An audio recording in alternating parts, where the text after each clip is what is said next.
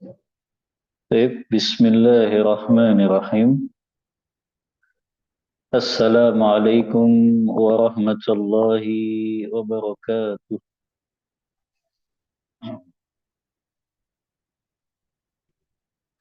Innal hamdalillah hamdan katsiran tayyiban mubarakan fih kama yuhibbu rabbuna wa yardah. Wa asyhadu an la ilaha illallah wahdahu la syarika lah wa asyhadu anna Muhammadan abduhu wa rasuluh. Allahumma salli wa sallim ala nabiyyina Muhammadin sallallahu alaihi wasallam wa ala alihi wa ashabihi wa man tabi'ahum bi ihsanin ila yaumiddin amma ba'd. Akhwati fillah rahimani wa rahimakumullah, para ummahat, para akhwat, kaum muslimah yang semoga Allah senantiasa melimpahkan rahmat dan hidayah taufik untuk kita semua. Alhamdulillah di pagi hari ini dengan izin dan pertolongan dari Allah kita bisa melanjutkan kembali pembahasan kita dari kitab Al-Qaulul Mufid, syarah kitab Tauhid, perkataan yang bermanfaat dari penjelasan kitab Tauhid yang ditulis oleh Syekh Muhammad Ibn Saleh Al-Utsaimin rahimahullahu ta'ala. Kita sampai pada babun asy-syafa'atu, bab tentang syafaat. Muqaddimahnya ummahat, yang pertama, para ulama akidah, para ulama tauhid ketika membahas tentang masalah syafaat dalam kitab-kitab akidah dan tauhid mereka, setidaknya ada 3 pembahasan yang mereka bahas. Yang pertama, kenapa bab syafaat ini ditulis oleh para ulama akidah dan tauhid? Yang pertama, karena orang-orang musyrik jahiliyah mereka melakukan penyimpangan tentang masalah syafaat ini. Mereka mengira sesembahan-sesembahan mereka selain Allah, patung, berhala, pohon, batu, orang soleh, Lata, Uzza, Manat. Mereka menganggap mereka itu sesembahan-sesembahan selain Allah yang akan memberi syafaat kepada mereka pada hari kiamat. Makanya para ulama akidah menjelaskan ada syafaat yang diterima, ada syafaat yang ditolak. Yang pernah kita bahas dalam kitab Qawaidul Arba. Ada syafaat al-musbatah, syafaat yang diterima, ada syafaat al-manfiyah, syafaat yang ditolak. Di antara syafaat yang ditolak adalah orang-orang musyrik yang minta syafaatnya kepada selain Allah, yaitu kepada sesembahan-sesembahan mereka. Ini pembahasan yang pertama tentang masalah syafaat, karena ada penyimpangan yang dilakukan kaum musyrikin jahiliyah. Mereka minta syafaatnya kepada sesembahan-sesembahan mereka selain Allah. Pembahasan yang kedua, kenapa para ulama akidah dan tauhid menuliskan tentang bab syafaat ini? Yang kedua adalah karena masalah syafaat ini bagian dari pembahasan keimanan kepada hari kiamat. Setiap para ulama membahas iman kepada hari kiamat, maka mereka selalu menuliskan tentang masalah syafaat.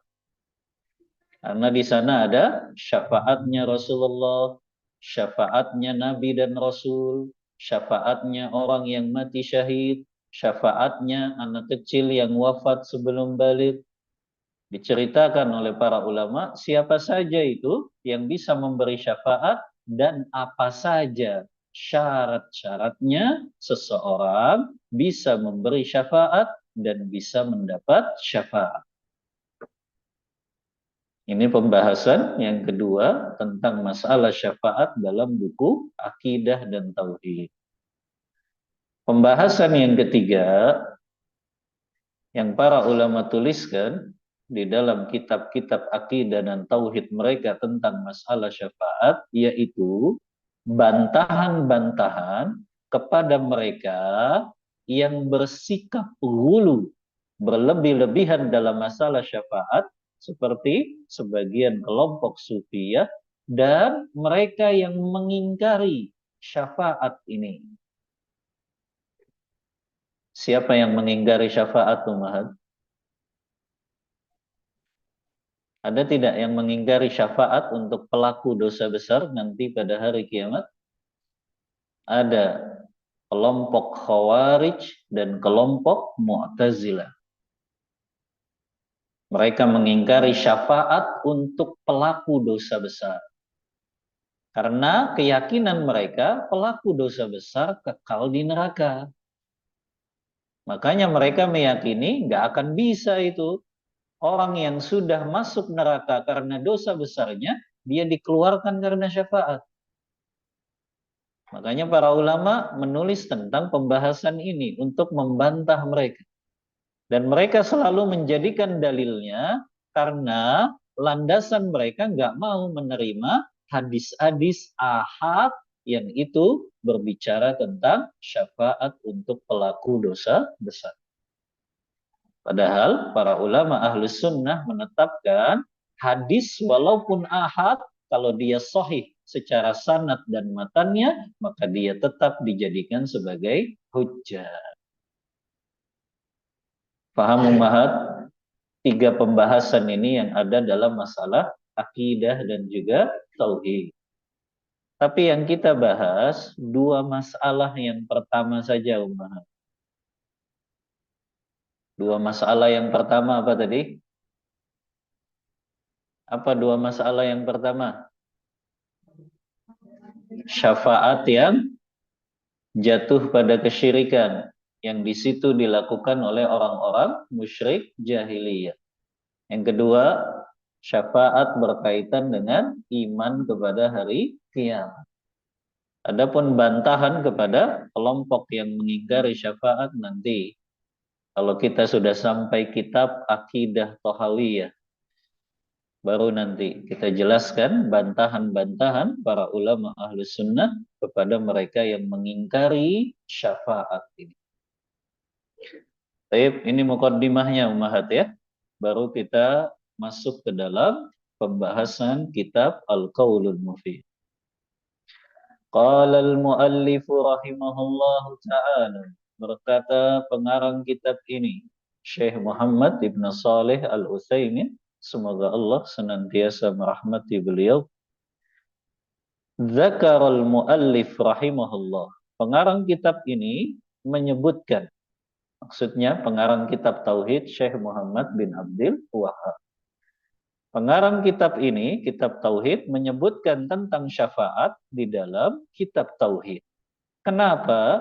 Li'annal musyrikin alladhina ya'buduna al-asnam yaqulun innaha syufa'a'ul lahum indallah wa hum yusyrikuna billah bid-du'ai wal istighasati wa ma asbaha dzalik.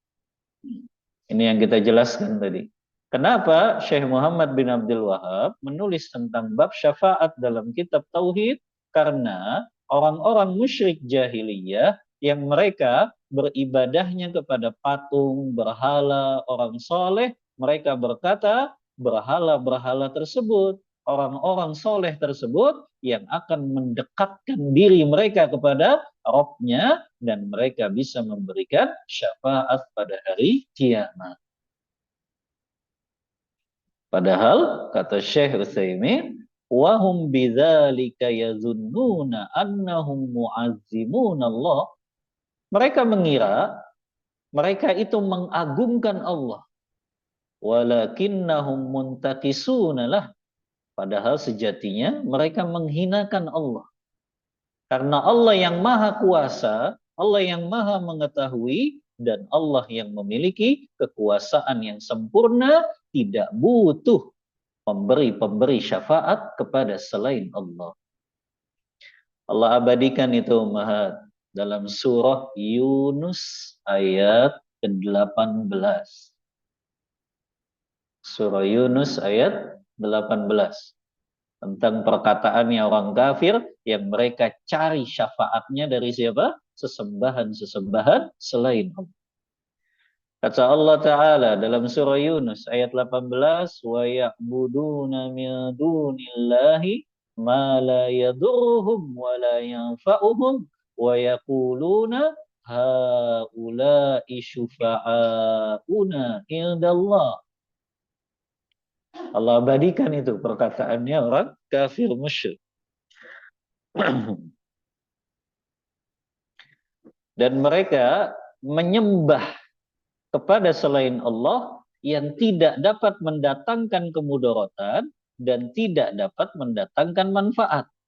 Dan mereka berkata, mereka itu sesembahan-sesembahan kami yang akan memberi syafaat kepada kami di sisi Allah. Inilah syafaat yang ditolak, yang jatuh kepada kesyirikan. Jadi syafaat yang jatuh kepada kesyirikan itu apa Ummahat? Minta syafaatnya kepada selain Allah. Yang kedua, meyakini bahwa selain Allah bisa memberi syafaat tanpa izin dari Allah. Itu kesyirikan. Ya. Ini dalil pertama yang menjelaskan orang musyrik itu cari syafaatnya kepada selain Allah. Makanya mereka jatuh kepada kesyirikan. Karena memberi syafaat itu hanya Allah yang bisa mengizinkannya. Dan itu tidak bisa dimiliki oleh selain Allah dan tanpa izin dari Allah. Makanya kenapa orang yang meyakini ada makhluk yang bisa memberi syafaat tanpa izin dari Allah itu jatuh kepada kesyirikan karena syafaat hanya khusus bisa dapat izinnya dari Allah saja. Nanti kita sebutkan dalil-dalilnya. Yang kedua juga orang musyrik jahiliyah mereka mencari syafaat kepada sesembahan-sesembahan selain Allah. Allah sebutkan dalam surah Az-Zumar ayat yang ketiga. Kata Allah Ta'ala, ala lillahi dinul khalis walladzina ittakhadhu min dunihi awliya ma na'buduhum illa liyuqarribuna ilallahi zulfa. Ingatlah, hanya kepunyaan Allah lah agama yang bersih dari syirik ini. Agama tauhid. Itulah milik Allah Ta'ala. Dan orang-orang yang mengambil pelindung kepada selain Allah, maka mereka berkata, kami nggak menyembah mereka kok. Kami nggak menyembah berhala kok. Kami nggak nyembah orang soleh kok. Kami nggak nyembah patung kok. Tapi kami menjadikan mereka supaya bisa mendekatkan diri kami kepada Allah. Ini yang disebut dengan mereka menganggap bahwa sesembahan mereka itu yang akan memberikan syafaat kepada mereka di sisi Allah. Makanya inilah syafaat yang jatuh kepada kesyirikan. Maka di sini Ummahat, kenapa dibahas oleh Syekh Muhammad bin Abdul Wahab? Karena contoh kesyirikan diantaranya meminta syafaat kepada selain Allah. Atau meyakini bahwa ada selain Allah yang bisa memberi syafaat tanpa izin dari Allah Ta'ala. Kemudian, kata Syekh Utsaimin rahimahullah, Tsumma syafa'atu la yuradu biha ma'unatullah. Kemudian syafaat itu tujuannya bukan untuk menolong Allah. Karena Allah itu nggak butuh pertolongan makhluknya. Tapi yang dijelaskan di sini adalah perkara bahwasannya ada orang-orang yang memang Allah izinkan untuk memberi syafaat. Walaupun nanti akan dijelaskan maksud tujuan kenapa kok Allah berikan izin orang itu untuk memberi syafaat Di antaranya yang pertama untuk memuliakan orang yang memberi syafaat tersebut. Ikramus syafi'. Yang kedua, naf'ul mashfu'ilahu, memberikan manfaat kepada orang yang diberikan syafaat.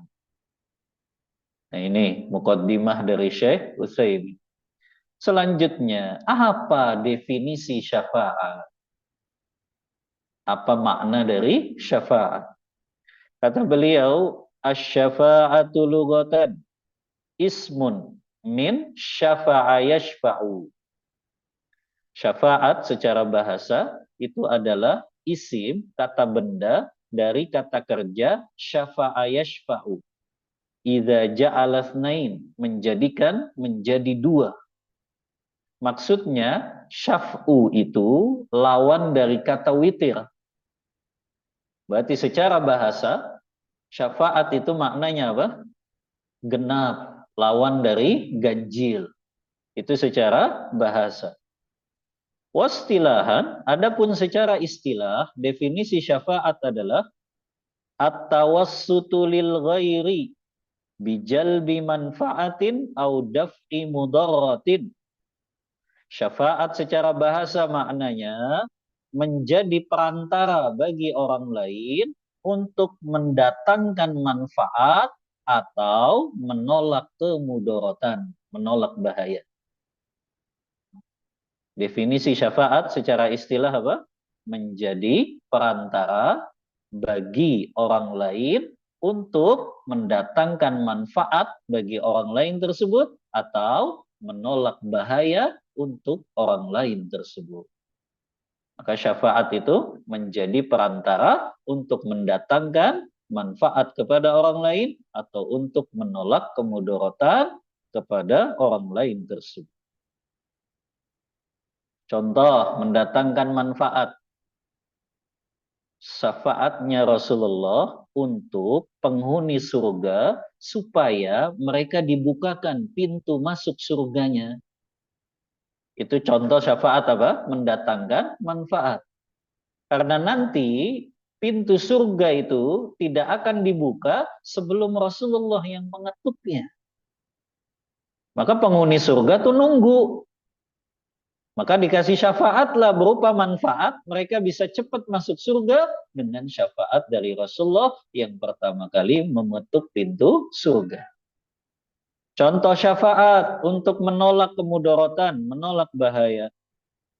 Syafaat Nabi kepada mereka yang pantas masuk neraka, tapi kemudian tidak jadi masuk neraka. Ini contoh syafaat untuk menolak kemudaratan. Nah ini adalah contoh-contoh dari syafaat yang dia bisa mendatangkan manfaat atau dia bisa menolak mudarat. Baru kemudian pengarang kitab ini, Syekh Muhammad bin Abdul Wahab rahimahullah, mendatangkan dalil-dalil berkaitan dengan masalah syafaat ini.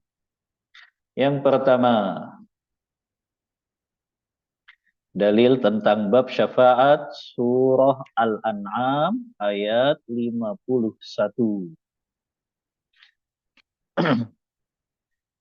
Wa qaulullahi azza wa jalla, dan firman Allah azza wa jalla, wa anzir bihil ladzina yakhafuna an yuhsyaru ila rabbihim laisa lahum min dunihi waliyyun wala syafi'. Kata Allah Ta'ala, dan berikanlah peringatan kepada mereka wahai Muhammad dengan Al-Quran yang Allah wahyukan kepadamu. Untuk siapa? Untuk mereka yang takut bahwa mereka akan dikumpulkan oleh Allah pada hari kiamat. Sedangkan nanti bagi mereka tidak ada seorang pelindung dan pemberi syafaat selain daripada Allah agar mereka bertakwa. Faidah dari ayat ini apa Umahat? Yang pertama, tidak ada yang bisa memberi syafaat pada hari kiamat kecuali dengan izin Allah Ta'ala. Ini faidahnya nih dari ayat ini.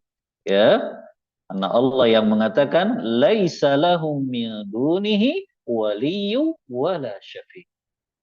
Tidak ada bagi mereka yang bisa jadi pelindung dan pemberi syafaat kecuali Allah Ta'ala. Yang kedua, ayat ini juga menjelaskan bahwasannya Allah satu-satunya yang bisa memberikan izin untuk orang memberi syafaat dan menerima syafaat. Allah satu-satunya yang bisa memberikan izin bagi mereka yang akan memberi syafaat atau mereka yang diberikan syafaat. Ya. Ayat yang keduanya mirip ummahat. Surah Az-Zumar ayat 44. Maknanya mirip ini. Kata Allah Ta'ala, Qulillahi syafa'atu jami'an. Katakanlah wahai Muhammad, hanya milik Allah lah syafaat itu seluruhnya. Jadi di sini dijelaskan dalam ayat ini Allah mendahulukan khobar daripada mubtada. Karena lillah itu khobar, asy-syafa'atu itu mubtada. Allah majukan khobar dari mubtada yang itu bermakna pembatasan saja, hanya Allah yang menguasai seluruh syafaat pada hari kiamat nanti. Ayat yang kedua sama ini faidahnya, ya, bahwasannya orang yang bisa memberi syafaat pada hari kiamat dia tetap dapat izinnya dari Allah. Termasuk orang yang bisa menerima syafaat. Dia pun harus orang yang diridhoi oleh Allah Ta'ala. Jadi ini diantara faidah dari ayat ini. Kemudian kata Syekh Utsaimin, para ulama membagi syafaat menjadi dua. Para ulama membagi syafaat menjadi dua. Yang pertama, syafa'atu khassah li Rasulillah sallallahu alaihi wasallam. Syafaat yang khusus itu hanya bisa diberikan oleh Rasulullah sallallahu alaihi wasallam dengan izin dari Allah Ta'ala. Syafaat yang khusus bisa dilakukan oleh Rasulullah itu ada 3 macam. Syafaat yang khusus yang hanya bisa diberikan Rasulullah pada hari kiamat dengan izin Allah itu terbagi lagi menjadi 3 macam. Yang pertama, asy-syafa'atul uzma. Syafaat yang agung, yang besar. Kapan itu? Wahiyya minal maqamil mahmud alladzi wa'adahu Allah. Itu adalah kedudukan yang terpuji yang Allah janjikan kepada Rasulullah. Ketika manusia berada di padang mahsyar dalam keadaan takut yang luar biasa, dalam keadaan sedih yang luar biasa, yang di situ mereka akan saling mencari syafaat. Mereka mencari syafaat. Mereka datang kepada Nabi Allah Adam. Kemudian mereka sebutkan keutamaan Adam. Wahai Adam, engkau adalah makhluk yang pertama kali Allah ciptakan. Bahkan Allah ciptakan dengan tangannya sendiri. Wa asjadalahu malaikatuh. Bahkan Allah menyuruh sujud kepada engkau wahai Muhammad, malaikat-malaikatnya. Wa 'allamahu asma'a kulla syai'. Bahkan engkau wahai Adam yang diajarkan oleh Allah nama-nama benda yang ada di langit seluruhnya yang tidak diajarkan kepada malaikat. Maka manusia itu berkata, Ishfa'lana inda rabbak. Wahai Adam, berikanlah kami syafaat di sisi Rabbmu. Ala tara ila ma nahnu fihi. apakah engkau nggak ngelihat kesulitan yang kami hadapi? Apa jawabannya Adam? Faya'tadzir, Adam menolak. Li'annahu asallaha bi'aklihi minasyajarah. Karena dulu Adam pernah bermaksiat kepada Allah, pernah makan buah dari pohon yang dilarang oleh Allah. Secara umum diketahui bahwa orang yang memberi syafaat, kalau dulu dia pernah keliru melakukan sesuatu yang dilarang oleh Allah, maka kemuliaannya menjadi runtuh di sisi Allah Ta'ala. Maka Adam pun berkata, saya nggak layak untuk memberi syafaat. Datanglah kepada Nabi Allah Nuh. Padahal Allah mengatakan apa? Dalam surah Toha 121-122, wa asa Adamu rabbahu faghawa. Adam telah bermaksiat kepada Rabbnya dan dia tersesat. Summa jtabahu rabbuh, tapi kemudian Allah pilih dia. Fataba alaih, dan Adam telah bertaubat dan Allah terima taubatnya, wahada, dan Allah berikan petunjuk kepadanya. Nabi Allah Adam sudah diterima taubatnya, tetap merasa nggak layak untuk memberi syafaat. Hari ini kok ada orang yang ngaku-ngaku dia bisa masukin muridnya ke surga dengan syafaatnya. Subhanallah. Nabi Allah Adam saja nggak pede untuk ngasih syafaat karena pernah bermaksiat kepada Allah Ta'ala. Kemudian Nabi Allah Adam suruh manusia ini datang kepada siapa? Nabi Allah Nuh alaihi salam. Tsumma yadhhabuna ila Nuh. Mereka pun pergi kepada Nabi Allah Nuh. Wa yadhkuruna min awsafihi alladhi imtaza biha bi annahu awwalu rasulillahi arsalahu Allah ilal ardh. Kemudian manusia itu menyebutkan keistimewaan Nabi Allah Nuh. Wahai Nuh, engkau adalah Rasul pertama yang Allah utus ke muka bumi. Faya'tadzir, tapi Nabi Allah Nuh pun menolak. Karena dulu Nabi Allah Nuh pernah berdoa dengan sesuatu yang dia tidak mengetahui ilmunya. Kata Nuh, dulu saya sempat salah dalam berdoa. Minta kepada Allah sesuatu yang saya nggak tahu ilmunya. Yang Allah abadikan dalam surah Hud ayat 45. Inna bani min ahli wa inna wa'dakal haqqu wa anta ahkamul hakimin. Dulu kan Nabi Allah Nuh minta anaknya diselamatkan dari banjir besar dengan berkata, sesungguhnya dia adalah anakku dan bagian dari keluargaku ya Allah. Dan sesungguhnya janjimu benar dan engkau adalah yang keputusannya paling adil. Maka kata Nabi Allah Nuh, saya pernah salah. Minta kepada Allah sesuatu yang saya nggak tahu ilmunya, maka datanglah engkau kepada Nabi Allah Ibrahim. Datang kepada Nabi Allah Ibrahim.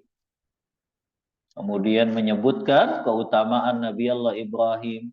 Apa keutamaannya Nabi Allah Ibrahim? Dianggap sebagai Khalilullah, kekasihnya Allah. Tapi Nabi Allah Ibrahim menjawab, aku nggak bisa memberi syafaat karena aku dulu pernah berdusta dalam 3 perkara.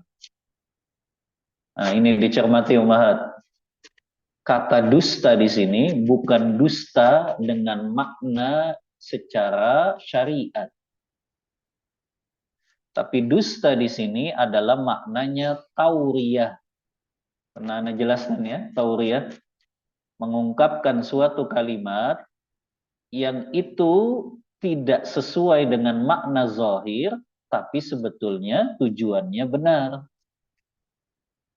Nabi Allah Ibrahim itu pernah mengungkapkan kalimat tauriyah ini dalam 3 perkara. Yang 2 dari Al-Quran, yang 1 dari hadis. Kapan Nabi Allah Ibrahim dianggap pernah berdusta?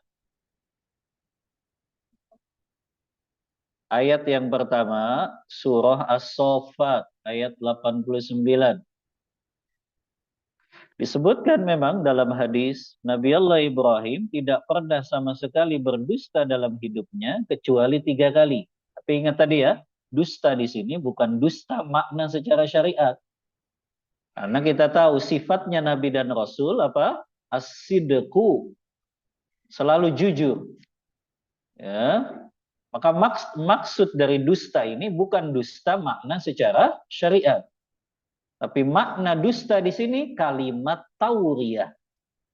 Mengungkapkan suatu ungkapan kalimat seolah-olah itu tidak sesuai secara zahir, walaupun secara maknanya itu tidak berdusta.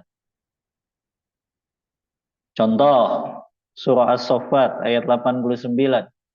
Ketika Nabi Allah Ibrahim diajak kaumnya untuk ikut hari raya mereka, yaitu mengagungkan bintang-bintang. Kemudian kata Allah apa? Faqala inni saqim. Kata Nabi Allah Ibrahim ketika diajak kaumnya, sesungguhnya aku sakit. Gak bisa ikut dengan kalian. Seolah-olah dusta, padahal makna sakit di sini, Nabi Allah Ibrahim merasa sakit hatinya ketika melihat kaumnya menyembah kepada selain Allah. Dusta bukan ummahat? Dusta bukan? Nah, kalimat tauriyah ini hanya boleh digunakan dalam keadaan darurat saja ummahat. Jadi jangan pakai tauriyah terus ke suaminya. Ya, ini kalimat dalam keadaan darurat, terancam nyawanya, jiwanya. Karena kalau Nabi Allah Ibrahim saat itu nggak ikut, terancam jiwanya. Ini yang pertama. Yang kedua, Allah abadikan dalam surah Al-Anbiya ayat 63. Kata Allah Ta'ala, Qala bal fa'alahu kabiruhum hadza fas'aluhum in kanu yantiqun. Nabi Allah Ibrahim setelah dia menghancurkan berhala-berhala yang dimiliki oleh Raja Namrud dan juga kaumnya, kemudian disisakan satu kan, berhala yang paling besar. Maka Ibrahim kan disidang. Ketika disidang, apa jawabannya Nabi Allah Ibrahim? Ketika ditanya, betulkah kamu kan yang sudah ngancurin berhala-berhala kami? Apa jawabannya Nabi Allah Ibrahim? Sebenarnya patung yang besar itu yang melakukannya. Maka tanyakanlah kepada berhala itu jika mereka dapat berbicara. Maksudnya di sini untuk mengembalikan akal sehat mereka. Ya, kalau mereka nggak bisa, kalau patung yang besar itu nggak bisa untuk ya makan, nggak bisa untuk bergerak, terus kenapa kalian sembah? Maka di sini jelas Nabi Allah Ibrahim melakukan kalimat tauriyah di sini untuk mengembalikan kembali ke akal sehat kaumnya yang menyembah kepada patung-patung tersebut. Makanya disisain patung yang paling besar itu. Adapun yang ketiga, Nabi Allah Ibrahim pernah dianggap berdusta ketika beliau datang ke sebuah negeri yang rajanya ini sukanya ngambil istri orang. Dan Nabi Allah Ibrahim datang bersama istrinya Sarah. Ketemu sama prajurit lah. Prajuritnya lapor. Ya, ada seorang laki-laki asing bersama perempuan yang sangat cantik datang ke negeri kita. Maka kata raja itu tanya, kalau itu istrinya ambil. Tapi kalau itu saudaranya jangan. Makanya Nabi Allah Ibrahim ketika ditanya, man hiya, siapa itu perempuan di sebelahmu? Jawabannya Ibrahim apa? Hiya ukhti, dia saudari perempuanku. Nabi Allah Ibrahim dusta tidak? Tidak. Yang dimaksud saudari perempuan seiman. Karena yang beriman di negeri tersebut hanya Ibrahim dan istrinya saja. Makanya akhirnya terlepas. Mereka pun meninggalkan Sarah. Ya. Maka di sini yang dimaksud Nabi Allah Ibrahim pernah berdusta bukan makna dusta secara syariat. Karena makna dusta secara syariat itu tercela. Dia berbicara tentang sesuatu yang tidak sesuai dengan kenyataan. Itu kan dusta. Ya, maka bukan itu yang dimaksud hadis ini. Betul, Nabi Allah Ibrahim pernah mengucapkan perkataan yang seolah-olah dusta, tapi yang dimaksud Ibrahim mengungkapkan kalimat tauriyah.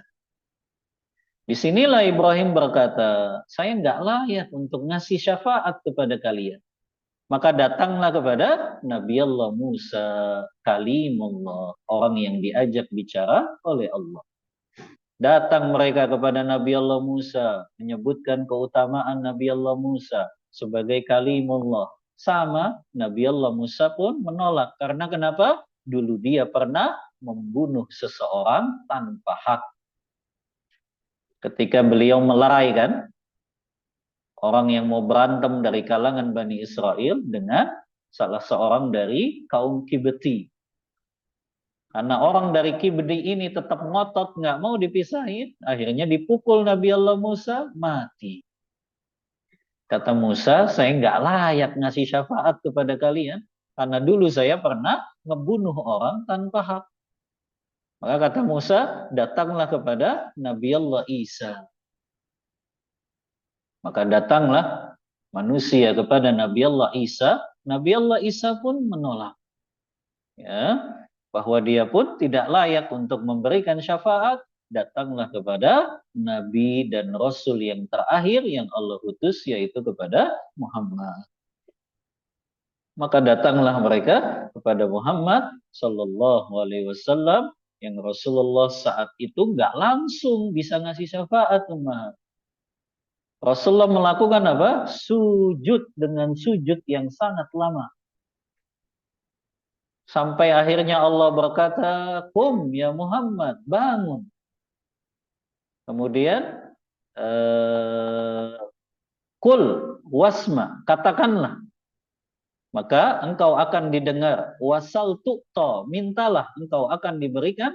Washfa tusyaffa, maka engkau diizinkan untuk memberikan syafaat.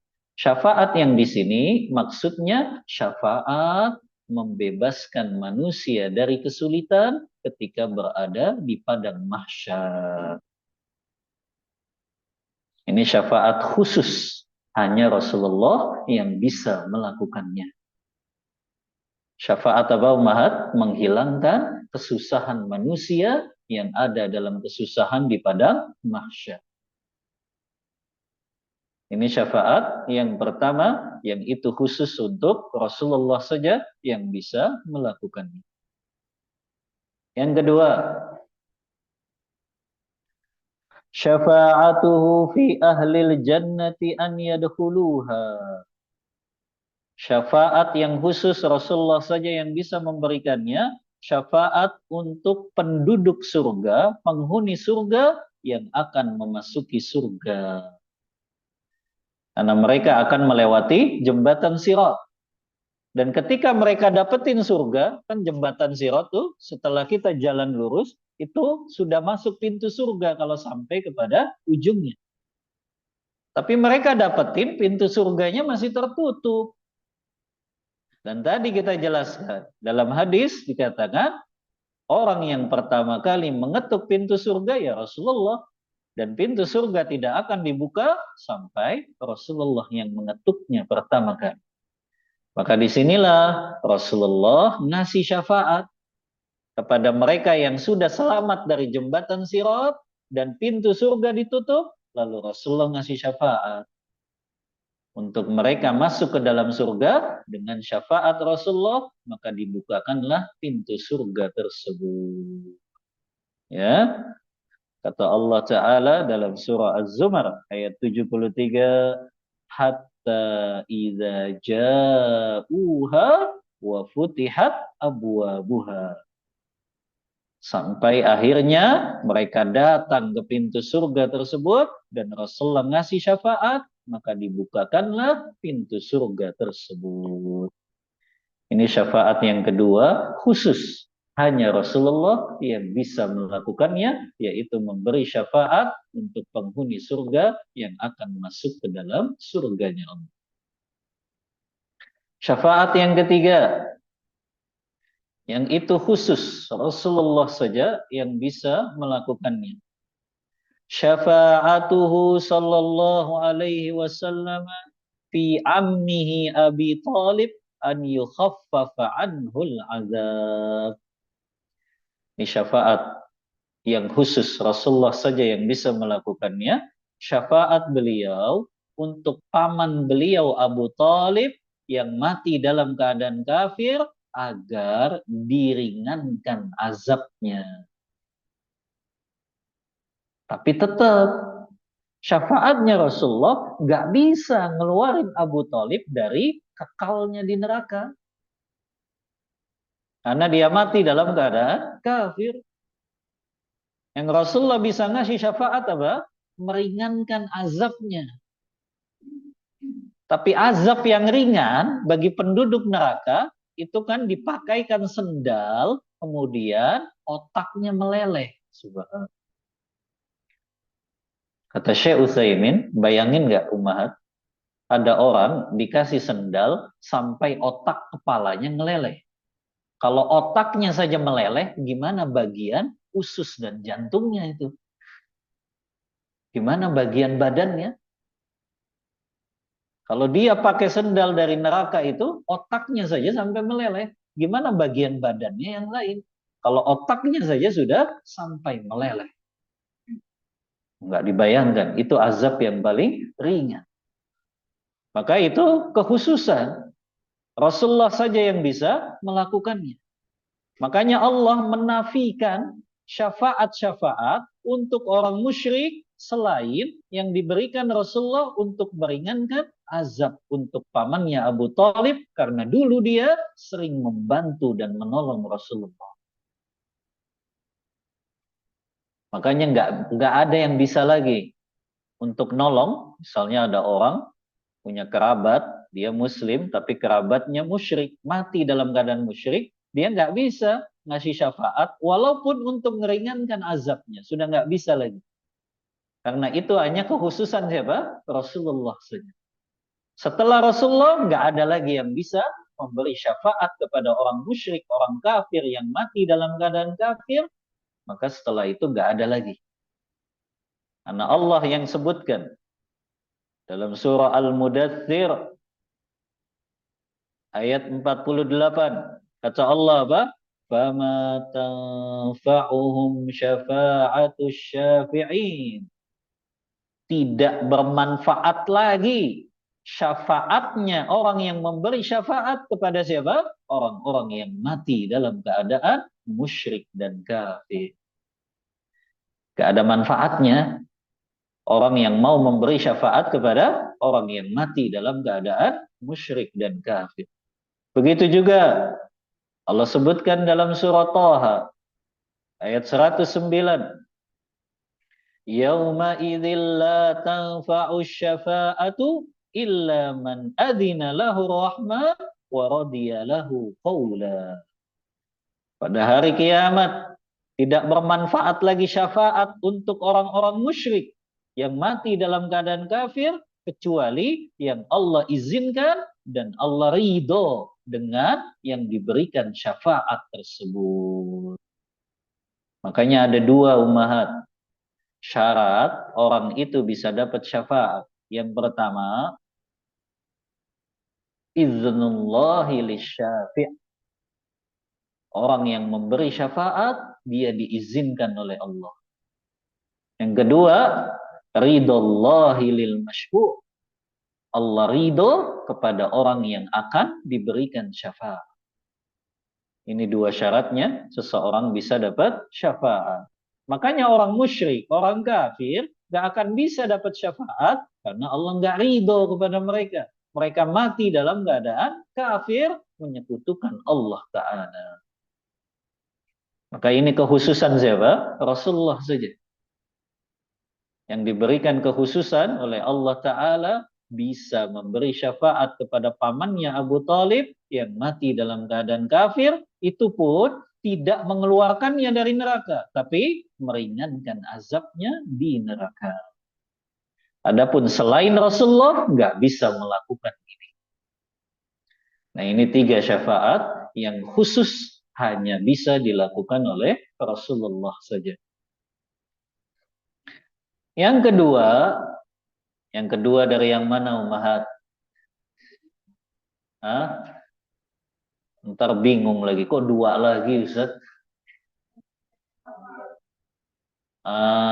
Macam-macam syafaat ya. Yang pertama kan tadi syafaat yang khusus hanya bisa Rasulullah yang memberikannya. Yang kedua, syafaatul ammah, syafaat yang umum. Yang itu bisa diberikan oleh Rasulullah dan bisa diberikan juga oleh selain Rasulullah dan selain Nabi dan Rasul. Anda ulangi, syafaat yang kedua, syafaat yang umum. Yang itu bisa diberikan oleh Rasulullah atau diberikan Nabi dan Rasul selain Rasulullah atau diberikan kepada selain Nabi dan Rasul. Artinya yang memberikannya. Yang memberikannya bisa Rasulullah, yang memberikannya bisa Nabi dan Rasul, yang memberikannya bisa selain Nabi dan Rasul. Nah ini syafaat yang kedua, umum saja. Selain Rasulullah pun bisa melakukannya. Apakah itu orang yang mati syahid, apakah itu sahabat yang soleh, dia bisa melakukan, memberikan syafaat ini. Syafaat yang umum ini pun ada 3 macam. Syafaat yang umum yang bisa dilakukan selain Nabi dan Rasul dan selain Rasulullah pun ada 3 macam. Yang pertama, asy-syafa'atu fi man istahaqqan nar alla yadkhulaha. Syafaat yang umum yang pertama adalah syafaat untuk mereka yang pantas untuk masuk neraka tapi dia dapat syafaat dan tidak jadi masuk neraka. Syafaat untuk mereka yang pantas untuk masuk neraka karena mungkin setelah ditimbang amal keburukannya lebih banyak daripada amal kebaikan. Kan orang yang kayak gitu kan pantas untuk masuk neraka. Tapi kemudian dapat syafaat. Apakah itu dari Rasulullah? Apakah itu dari orang soleh? Apakah itu dari orang yang mati syahid? Apa syafaatnya? Dia nggak jadi dimasukkan ke dalam neraka. Nah itu bisa dilakukan oleh selain Rasulullah juga bisa. Apa dalilnya?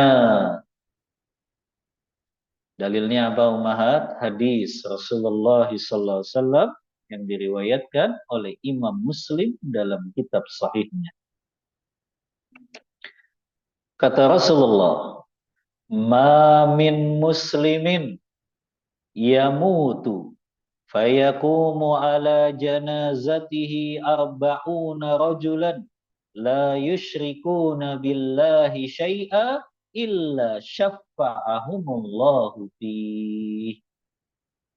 Sering dengar hadis ini Ummahat. Kata Rasulullah, tidaklah seorang mukmin meninggal dunia, seorang muslim. Dia wafat meninggal dunia. Kemudian yang menyolatkan jenazahnya 40 orang. Yang dia tidak pernah berbuat syirik kepada Allah, maka keutamaannya 40 orang ini bisa memberi syafaat untuknya pada hari kiamat nanti. 40 orang yang apa? Yang nggak pernah berbuat syirik kepada Allah. Ya. Maka mereka bisa memberikan syafaat kepada jenazah tersebut pada hari kiamat nanti. Allah yang izinkan. Maka ini dalil apa? Selain Rasulullah pun bisa ngasih syafaat. Tapi syafaatnya untuk yang tadi. Yang pertama apa? Dia harusnya pantas masuk neraka, tapi orang ini bisa ngasih syafaat, dia nggak jadi masuk ke dalam nerakanya. Ini jenis syafaat umum yang pertama. Memberikan syafaat untuk mereka yang pantas masuk neraka untuk tidak jadi masuk ke dalam neraka. Yang kedua, Syafaat yang umum juga, asy-syafa'atu fi man dakhalan nar an yakhruja minha wa qad tawatarat biha ahadits wa ajma'a 'alaiha as-sahabah wattafaqa 'alaiha ahlul millah ma'ada ta'ifataini al-mu'tazilah wal khawarij. Yang kedua, yang masuk dalam syafaat yang umum adalah syafaat untuk mereka yang sudah masuk ke dalam neraka. Lalu mereka dikeluarkan dari neraka. Karena sebab syafaatnya siapa? Bisa karena sebab syafaatnya Rasulullah. Bisa karena sebab syafaat sahabatnya yang soleh. Bisa karena sebab syafaat sahabatnya, kerabatnya yang mati syahid. Maka syafaat ini bisa dilakukan oleh selain Rasulullah. Apa itu? Mengeluarkan orang yang sudah masuk ke dalam neraka. Yang para ulama ahlus sunnah sepakat, hadis-hadis yang menyebutkan itu secara mutawatir, bukan ahad lagi. Tapi tetap aja ditolak oleh dua kelompok ini, Khawarij dan juga Mu'tazilah. Karena keyakinan mereka apa? Pelaku dosa besar kekal di neraka. Akhirnya mereka tolak tuh dalil-dalil tentang syafaat. Nah, maka yang kedua padahal Rasulullah atau selain Rasulullah bisa memberikan syafaat kepada orang yang sudah masuk ke dalam neraka untuk dikeluarkan dari neraka. Dalilnya pernah Anda sebutkan dalam hadis riwayat Muslim. Rasulullah SAW menceritakan, hatta idza khalasal mu'minuna minan nar, sampai ketika orang-orang beriman mereka sudah keluar dari neraka, maka mereka mendapati beberapa sahabatnya yang dulu di dunia mereka sholat bareng, ngaji bareng, kok nggak ada di surga. Akhirnya ternyata mereka diperlihatkan oleh Allah sahabatnya di neraka. Sampai mereka berkata, Rabbana kanu yasumuna ma'ana. Wahai Rabb kami, dulu mereka puasa bareng kami. Wa yusalluna ma'ana. Mereka sholat bareng kami. Wa yahujjuna ma'ana. Mereka haji dan umrah bersama kami. Maka akhirnya Allah Ta'ala berkata kepada orang yang soleh ini, fayuqalu lahum ukhruju man araftum. Keluarkan siapapun yang engkau kenal dan engkau ingin memberinya syafaat. Ini syafaatnya dari siapa? Sahabat yang soleh. Ya, yang dia bisa memberikan syafaat kepada kita pada hari kiamat. Makanya Imam Hasan Al-Basri berkata, istaghfiru minal asdiqa'il mu'minin fa inna lahum syafa'atun yaumal qiyamah. Perbanyaklah sahabat-sahabat yang soleh, beriman, bertakwa, karena mereka bisa memberikan syafaat pada hari kiamat nanti. Hadisnya sahih, riwayat Muslim.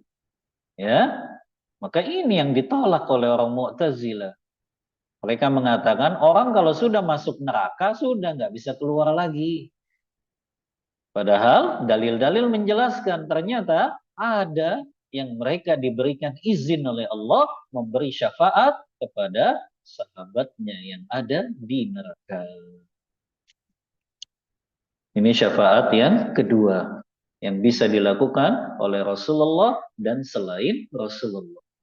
Memberikan syafaat kepada seseorang yang sudah masuk neraka untuk dikeluarkan dari neraka. Yang ketiga dari yang mana Ummahat?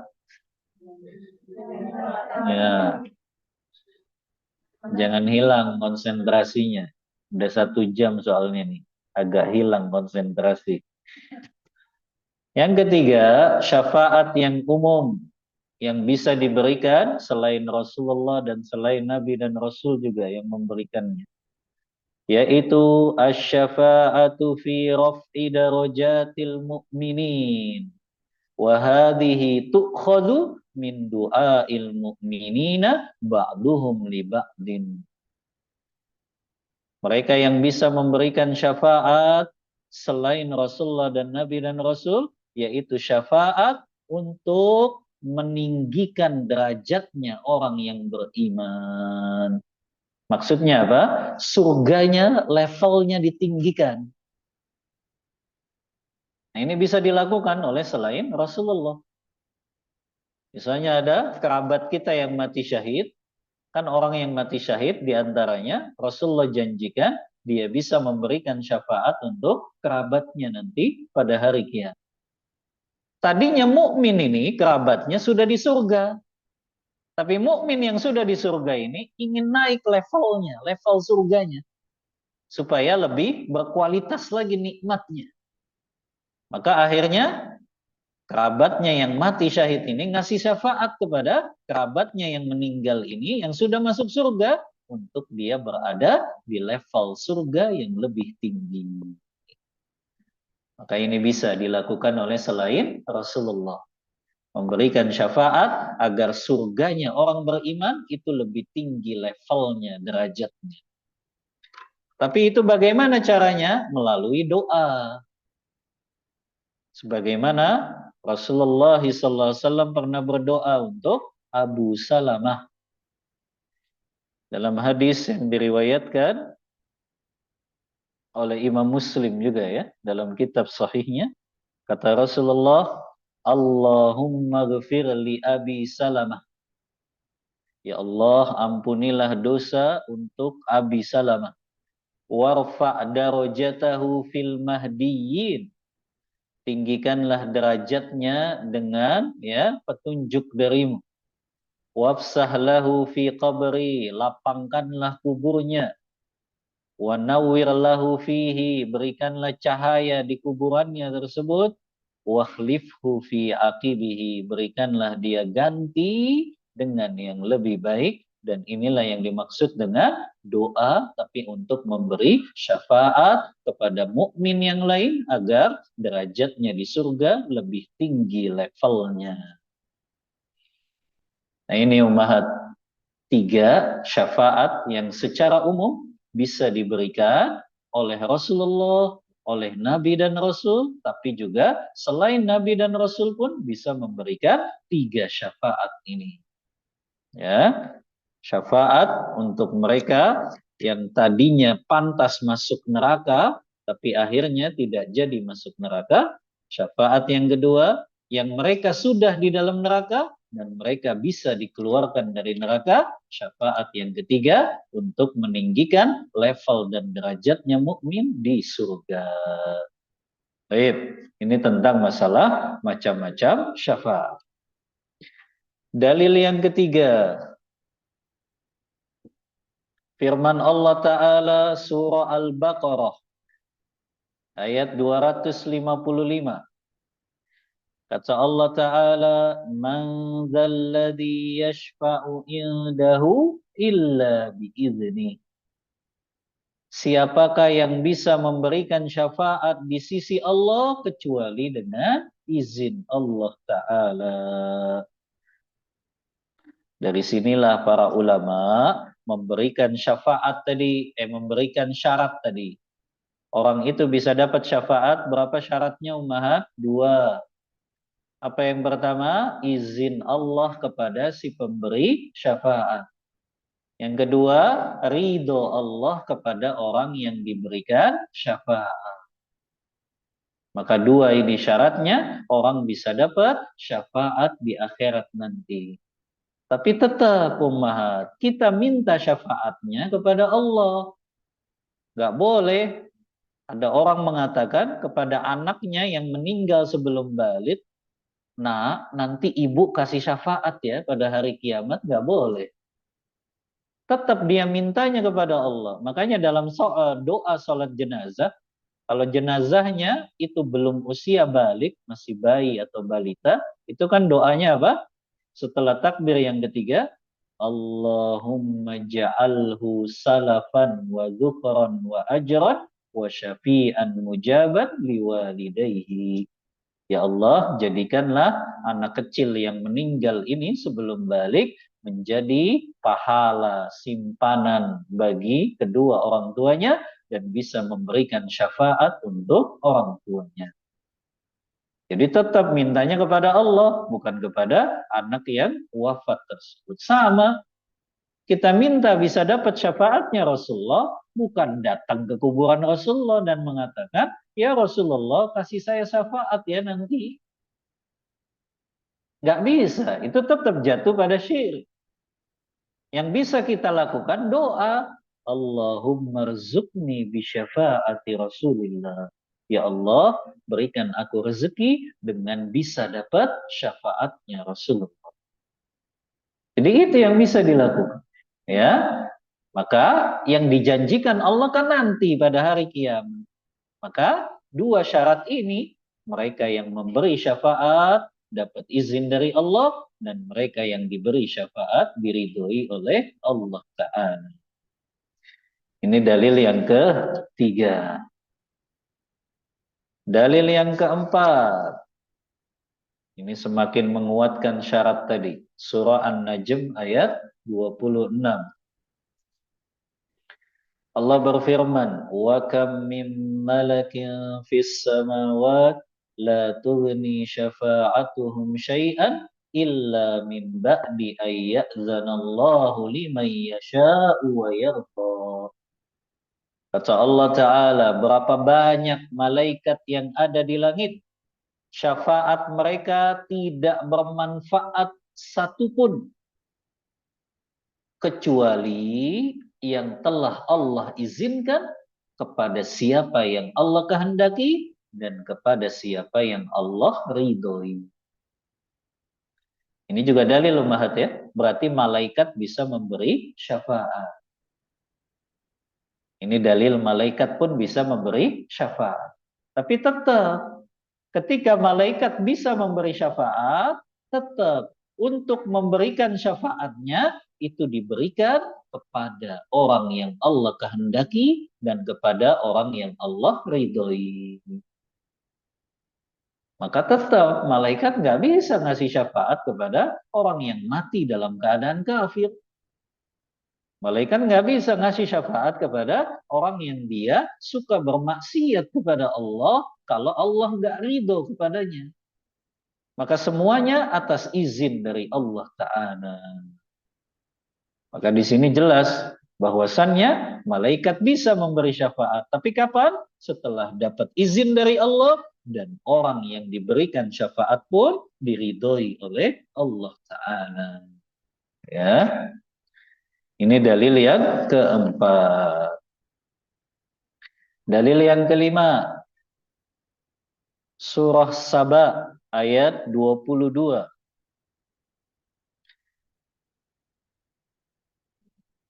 Allah Ta'ala berfirman, "Qul id'ul ladzina za'amtum min dunillah la yamlikuna mithqala dzarratin fis samawati wala fil ard wala tanfa'u syafa'atu indahu illa liman adzina lah."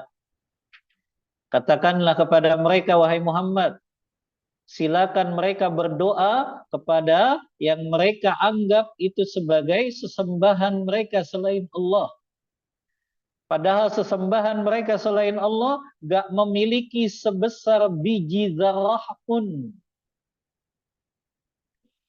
Biji zarah itu kan partikel yang paling kecil. Tapi mungkin dalam pelajaran kimia atau fisika hari ini mungkin apa partikel yang paling kecil, Umahat? Hah? Atom. Ada nggak yang lebih kecil dari atom? Kalau ada yang lebih kecil, bisa kita sandarkan dengan itu. Mereka itu sesembahan selain Allah, nggak bisa memiliki partikel yang paling kecil pun di muka bumi ini. Maupun yang ada di langit juga.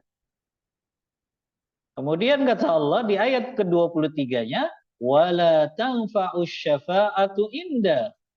dan tidak bermanfaat syafaat-syafaat di sisi mereka itu, sesembahan-sesembahan kalian selain Allah, illa liman adzinala, kecuali yang telah Allah izinkan mereka untuk bisa memberi syafaat. Nah, lihat di sini lagi-lagi Allah menjelaskan semua syafaat hanya milik Allah pada hari kiamat. Gak ada yang bisa memberi syafaat kecuali dengan izin dari Allah Ta'ala. Makanya di sini dijelaskan ummahat. Qala Abul Abbas. Berkata Abul Abbas. Siapa Abul Abbas ummahat? Siapa yang dimaksud di sini? Syekhul Islam Ibnu Taimiyah rahimahullah. Ketika beliau menjelaskan ya surah Al-Anbiya ayat 28 tadi, wala yashfa'una illa liman irtada. Mereka nggak bisa memberikan syafaat kecuali kepada siapa yang Allah ridhoi. Maka Syekhul Islam Ibnu Taimiyah ini kunyahnya Abul Abbas. Nama panjang beliau kan Taqiyuddin Ahmad Ibnu Abdul Halim Ibnu Abdissalam Ibnu Taimiyah. Beliau punya kunyah Abul Abbas. Walaupun memang beliau wafat dalam keadaan belum menikah karena sibuk dalam menuntut ilmu, mengajarkan ilmu dan juga berjihad di jalan Allah. Tapi tetap beliau dikasih kunyah Abul Abbas. Beliau wafat tahun 728 Hijriyah di usia 67 tahun. Kata Syekhul Islam ketika menjelaskan ayat-ayat yang menjelaskan tentang dua syarat orang bisa dapat syafaat, yaitu izin Allah kepada pemberi syafaat, dan yang kedua Allah ridho kepada yang diberi syafaat. Beliau mengatakan, Qala Abul Abbas, berkata Syekhul Islam Ibn Taimiyah, nafallahu amma siwahu, Allah menafikan, Allah meniadakan segala kekuasaan dan kepunyaan selain milik Allah Ta'ala. Yang itu menjadi bergantungnya kaum musyrikin kepada mereka. Orang musyrik meyakini sesembahan mereka akan ngasih syafaat kepada mereka. Fanafa an yakuna li ghairihi mulkun au qistun minhu. Allah pun menafikan selain Allah itu gak memiliki kepemilikan secara mutlak atau memiliki bagian dari apa yang Allah miliki. Atau an yakuna aunan lillah, mereka gak akan bisa menjadi penolong bagi Allah Ta'ala. Walam yabqa illa syafa'ah, dan tidak ada yang tersisa kecuali syafaat saja. Kemudian Syekhul Islam menjelaskan syafaat itu tidak bermanfaat pada hari kiamat kecuali orang yang telah diizinkan oleh Allah untuk memberi syafaat dan orang yang diridhoi oleh Allah untuk menerima syafaat. Sebagaimana firman Allah surah Al-Anbiya ayat 28, wala yashfa'una illa liman irtada. Tidak ada yang bisa memberikan syafaat kecuali kepada orang yang Allah ridhoi. Ini penjelasannya Syekhul Islam Ibn Taimiyah. Kemudian kata beliau, fahadihi syafa'atu allati yazunnuhal musyrikun hiya syafa'atul manfiyah. Adapun syafaat yang diyakini orang-orang musyrik, orang-orang kafir, bahwa sesembahan mereka, patung-patung berhala, orang-orang soleh, ya, yang mereka yakini bisa ngasih syafaat, itu adalah syafaat yang ditolak oleh Allah Ta'ala, atau disebutnya apa? Syafaat manfiyah.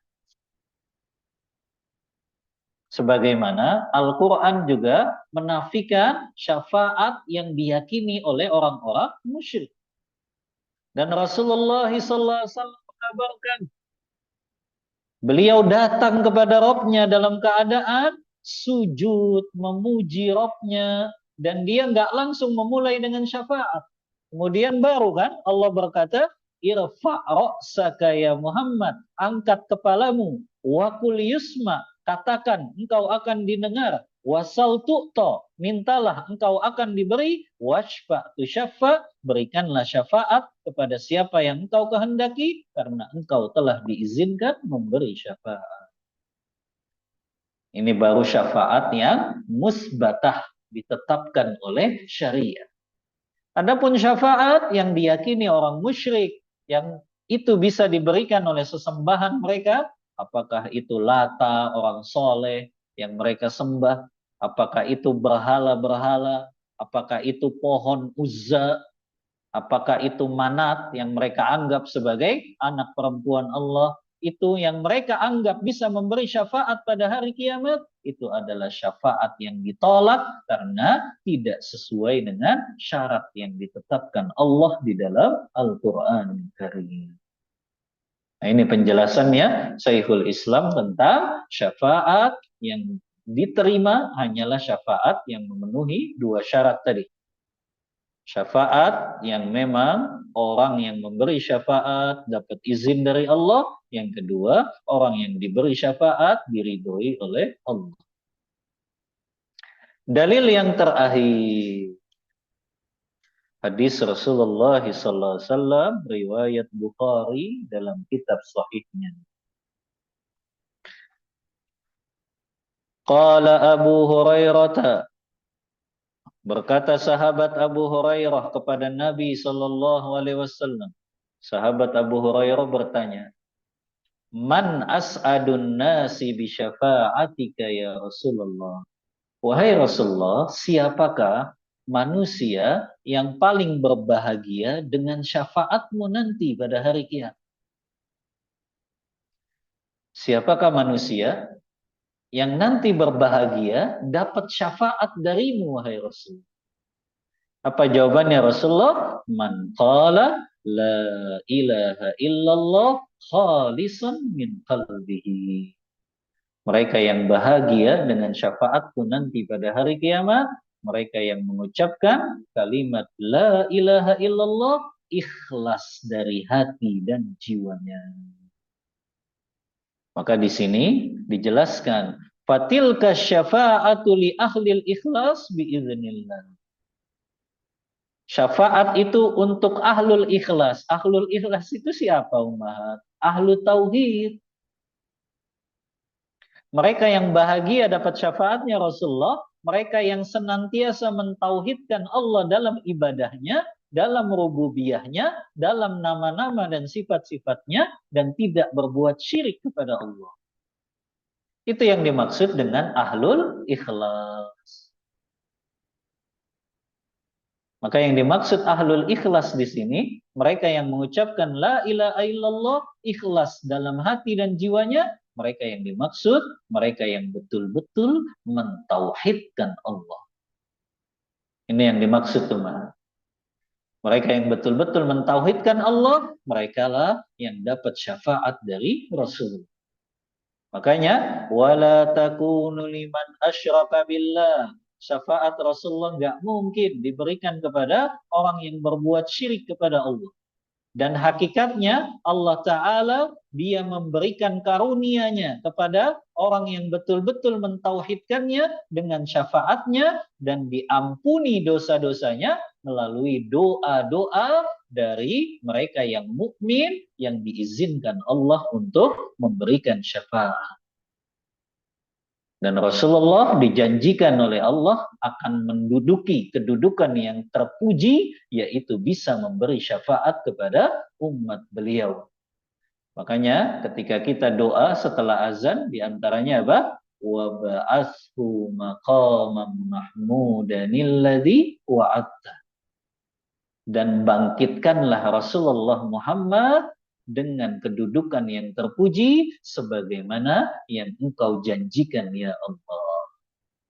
Maka ini syafaat tidak akan bisa diberikan kepada orang yang ketika di dunia berbuat syirik kepada Allah.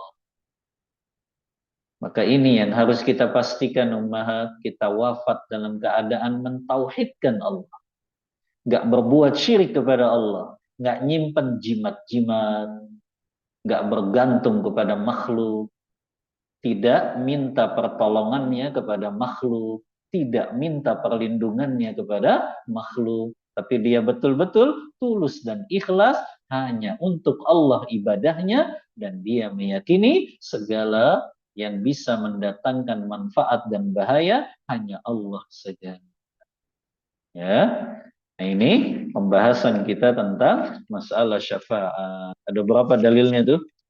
5 dalil dari Al-Quran, 1 penjelasan ulama Syekhul Islam, dan juga 1 hadis riwayat Bukhari tentang mereka yang bahagia dengan syafaat dari Rasulullah pada hari kiamat, yaitu ahlu tauhid, mereka yang senantiasa mentauhidkan Allah dan tidak jatuh kepada kesyirikan. Wallahu ta'ala a'lam bisawab. Untuk materi Anda cukupkan Ummahat. Kita buka diskusi dan tanya jawab. Wallahu ta'ala a'lam bisawab. Wassallallahu ala nabiyyina Muhammadin wa ala alihi wa sahbihi wasallam.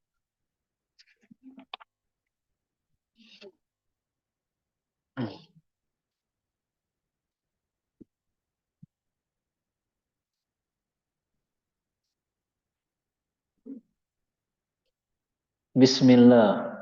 Izin bertanya Ustaz, apakah ada syarat diperbolehkannya tauriyah selain darurat? Ya, tidak ada syarat yang lain yang diperbolehkan melakukan tauriyah dalam keadaan darurat, yaitu terancam jiwa dan nyawa kita. Jadi nggak boleh melakukan tauriyah secara sering-sering, karena itu kalimat yang memang dalam rangka melindungi jiwa kita yang terancam. Ya, ini kan juga pernah dilakukan oleh Abu Bakar As-Siddiq radhiyallahu anhu ketika beliau melakukan perjalanan hijrah bersama Rasulullah. Setiap lewat suatu kampung, Abu Bakar kan selalu ditanya, siapa itu yang bersamamu wahai Abu Bakar? Karena masyarakat orang-orang Quraisy menjanjikan siapa yang bisa membawa Muhammad hidup atau mati diberikan hadiah yang sangat besar. Maka Abu Bakar setiap ditanya, siapa itu laki-laki yang bersamamu? Jawabannya Abu Bakar dengan kalimat tauriyah. Huwal hadi. Dia adalah penunjuk jalanku. Maksudnya Abu Bakar penunjuk jalan menuju surga. Tapi orang-orang yang dengar ngiranya, oh penunjuk jalan menuju Madinah. Kenapa ini dilakukan Abu Bakar? Karena terancam. Kalau mereka tahu itu Rasulullah, ya dibunuh.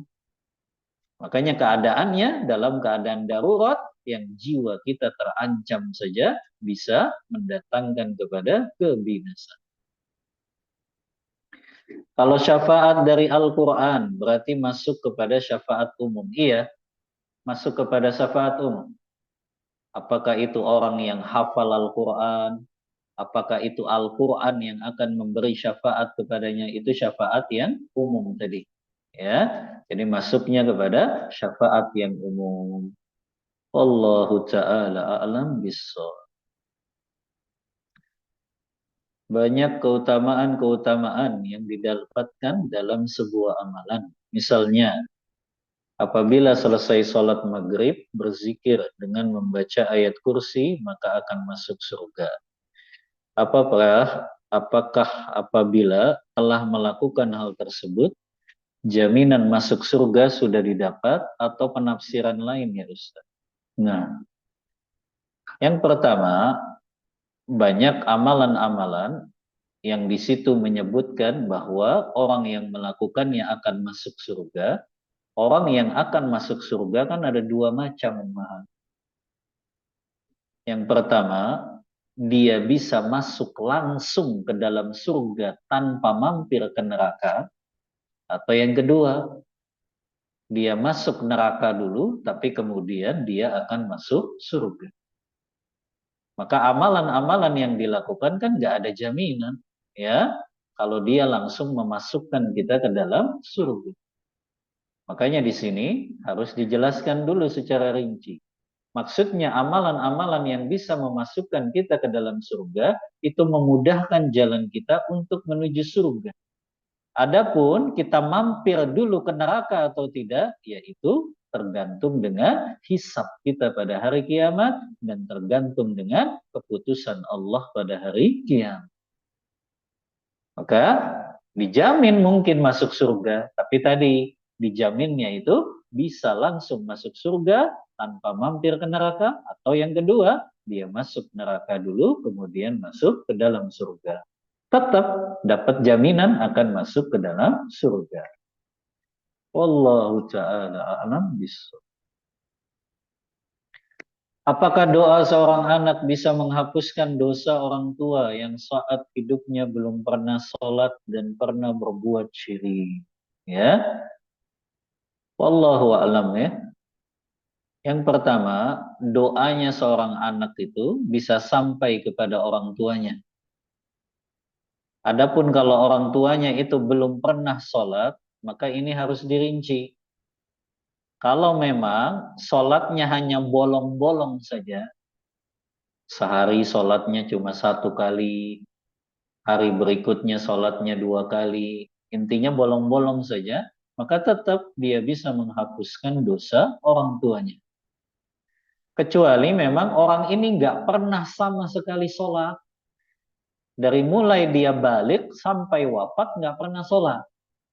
Maka orang yang seperti ini kan dihukuminya dia kafir, keluar dari Islam. Walaupun mayoritas ulama tetap selama dia tidak menghalalkan perbuatannya, tidak meninggalkan sholat itu, maka dia tetap sebagai mu'min. Tapi wallahu a'lam, kalau memang dia nggak pernah sholat sama sekali sampai dia mati, maka orang tersebut nggak bisa dihapuskan dosanya dengan doa anaknya karena dia pernah melakukan perbuatan kekufuran, yaitu meninggalkan apa? Sholat secara sengaja. Apalagi dia pernah berbuat syirik kepada Allah. Kalau dia berbuat syiriknya padahal sudah tahu itu kesyirikan, maka dia nggak bisa diampuni dosanya dengan doa anaknya. Kecuali dia melakukan kesyirikan sebelum dia tahu bahwa itu syirik. Makanya ada uzur. Orang yang seperti ini masih mungkin diampuni oleh Allah dengan cara didoakan oleh anak-anaknya. Maka tergantung tadi ya, apakah syiriknya ini dia sudah tahu atau belum. Kalau orang tuanya memang belum tahu dia melakukan kesyirikan itu, maka insya Allah masih ada kemungkinan ketika anaknya mengirimkan doa, dosanya diampuni oleh Allah Ta'ala. Allahu a'lam bishawab. Izin bertanya, apa yang dimaksud dengan kelompok Mu'tazilah dan Khawarij? Ini panjang Umar. Harus 1 kali pertemuan lagi. Singkat saja ya, Mu'tazilah itu salah satu kelompok yang mereka muslim, tapi mereka terpengaruh dengan ilmu-ilmu filsafat. Yang akhirnya mereka banyak memahami dalil-dalil Al-Quran dan Sunnah dengan akal dan logika mereka. Ini namanya Mu'tazilah. Mereka adalah kelompok yang pernah hidup di zaman Bani Umayyah. Pada saat itu khalifahnya Al-Ma'mun dan Mu'tasim. Yang itu di mana Imam Ahmad mempertahankan akidah bahwa Al-Quran itu kalamullah. Sementara orang-orang Mu'tazilah mengatakan Al-Quran itu makhluk. Walaupun tujuan mereka untuk mensucikan Allah. Karena kata mereka, kalau Al-Quran itu kalamullah, berarti Allah bisa berbicara. Dan kalau Allah bisa berbicara, berarti Allah sama dengan makhluk. Ini kan pakainya akal apa? Logika. Padahal banyak sekali dalil Al-Quran yang menyebutkan wa kallamallahu Musa taklim.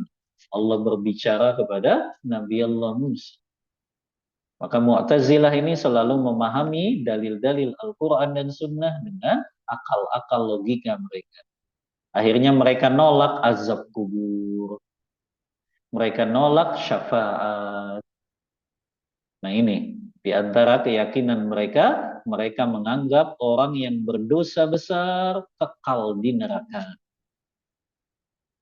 Orang yang berdosa besar kekal di neraka. Nah ini kelompok Mu'tazilah. Adapun Khawarij,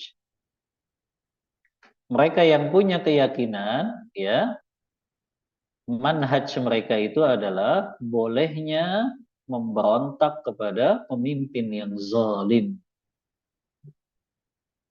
Nah, ini akidahnya Khawarij ini. Mereka selalu melepaskan diri dari jamaah kaum muslimin. Mereka menganggap hanya diri mereka saja yang suci, yang berhak masuk surga. Mereka pun meyakini pelaku dosa besar kekal di neraka. Makanya mereka akhirnya menolak kalau adanya syafaat untuk pelaku dosa besar, mereka bisa keluar dari neraka. Nantilah kita belajar tentang firqah-firqah yang menyimpang dalam pembahasan manhaj. Wallahu ta'ala a'lam bishawab. Izin bertanya Ustaz, apa maksudnya hadis ahad? Hadis ahad itu hadis yang diriwayatkan oleh sahabat Rasulullah, tapi jumlahnya tidak sampai derajat mutawatir. Ada yang mungkin yang meriwayatkan hanya satu sahabat saja. Hanya satu tabi'in saja. Di setiap tingkatan yang meriwayatkannya hanya satu-satu saja. Sahabat satu, tabi'in satu, tabi'ut tabi'in satu. Nah itu termasuk kelompok hadis ahad. Nah ini yang ditolak oleh orang-orang Mu'tazil. Atau juga hadis itu yang meriwayatkannya hanya dua orang saja dari tiap tingkatan. Tingkatan sahabat hanya dua sahabat saja yang meriwayatkan. Tingkatan tabi'in hanya dua tabi'in saja yang meriwayatkannya. Terus sampai tabi'ut tabi'in cuma dua orang yang meriwayatkan. Itu namanya hadis ahad. Karena hadis itu baru dianggap mencapai derajat mutawatir kalau minimal yang meriwayatkannya 10 sahabat. Bahkan sebagian ulama mensyaratkannya 20 sahabat minimal baru disebut hadis mutawatir. Padahal jumlah hadis mutawatir sedikit sekali umat. Kebanyakan hadis-hadis yang sampai kepada kita memang derajatnya ahad. Contoh hadis yang masyhur, innamal a'malu binniyat. Sesungguhnya amal-amal hamba itu bergantung kepada niatnya. Itu hadis ahad tuh mahat. Yang meriwayatkan cuma satu sahabat saja. Siapa? Siapa yang meriwayatkan hadis ini? Umar bin Khattab saja. Selain Umar bin Khattab, nggak ada sahabat yang meriwayatkan hadis ini. Bayangkan tuh. Kalau hadis ahad ditolak, banyak sekali fondasi-fondasi agama ini yang akan ditolak. Makanya prinsip Ahlus Sunnah wal Jamaah, hadis ahad itu wajib kita amalkan dan bisa menjadi hujjah selama hadis itu datang dari sanad yang sahih dan matangnya juga sahih. Nah itu mahat sekilas tentang makna hadis ahad. Nanti Ummahat belajar kalau belajar mustalahul hadis. Tapi kalau Ummahat kuliah itu ya, kalau kajian kayaknya jarang yang bahas tentang masalah mustalah. Tapi ini sebagai secara umum saja. Berarti hadis ahad itu hadis yang diriwayatkan oleh sahabat, tabi'in, tabi'ut tabi'in, tapi tidak sampai derajat mutawatir. Karena derajat mutawatir tadi berapa minimal? Sahabat yang meriwayatkannya 10 atau sebagian mengatakan 20 sahabat. Beda dengan Al-Quran, memang sampai kepada kita secara mutawatir. Karena yang meriwayatkannya 50 sahabat, 100 sahabat. Itu khusus Al-Quran. Tapi hadis Rasulullah sangat sedikit yang mencapai derajat mutawatir. Yang kedua, apakah Al-Quran bisa memberikan syafaat kepada yang membacanya? Bagaimana caranya agar bisa dapat syafaat dari Al-Quran? Kan ada hadisnya, hadis riwayat Imam Ahmad. Kata Rasulullah, as-siyamu wal Quran yashfa'ani yaumal qiyamah. Puasa dan juga Al-Quran, keduanya akan bisa memberikan syafaat pada hari kiamat. Siapa yang dapat syafaat dari Al-Quran? Yang pertama, mereka yang senantiasa menjaganya, yaitu membacanya. Tapi bukan sekedar baca, mereka pun memahaminya. Tapi bukan sekedar memahami, mereka pun mengamalkannya. Mengamalkan isi kandungan dari Al-Quran. Yang keempat, mereka pun mendakwahkannya. Termasuk juga yang bisa dapat syafaat dari Al-Quran, mereka yang menghafalnya, tapi juga menjaganya. Maksudnya, jangan dia cuma hafal, pernah gitu. Pernah hafal Quran saya 30 juz, tapi nggak pernah dibaca, sama aja. Kan banyak tuh para penghafal Al-Quran yang mereka lupa lagi dengan hafalannya, karena nggak pernah dibaca, nggak dimuroja. Maka mereka yang bisa dapat syafaat dari Al-Quran, mereka yang menghafal Al-Quran, senantiasa membacanya, senantiasa memahaminya, senantiasa mengamalkannya, dan senantiasa mendakwahkan. Wallahu ta'ala a'lam bishawab. Apakah ada doa yang sahih agar kita diwafatkan dalam tidak menyekutukan Allah? Kan ada doa dalam zikir pagi dan petangnya. Allahumma inni a'udzubika min an usyrika bika syai'an a'lam wa astaghfiruka lima la a'lam. Ya Allah, aku berlindung kepadamu dari jatuh kepada kesyirikan yang aku tidak mengetahuinya, dan aku mohon ampun kepadamu dari kesyirikan yang aku jatuh kepadanya. Maka itu diantara doa yang sahih kita baca untuk terlindung dari kesyirikan. Allah Ta'ala a'lam bishawab.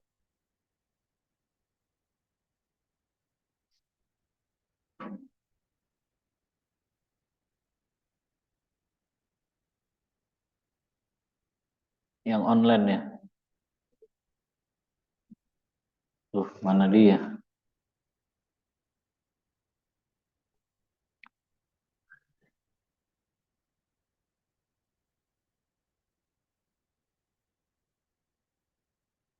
Baik. Bismillah. Nitip pertanyaan tolong teruskan ke Ustadz. Boleh nggak kita nonton pertandingan olahraga 17-an di lapangan?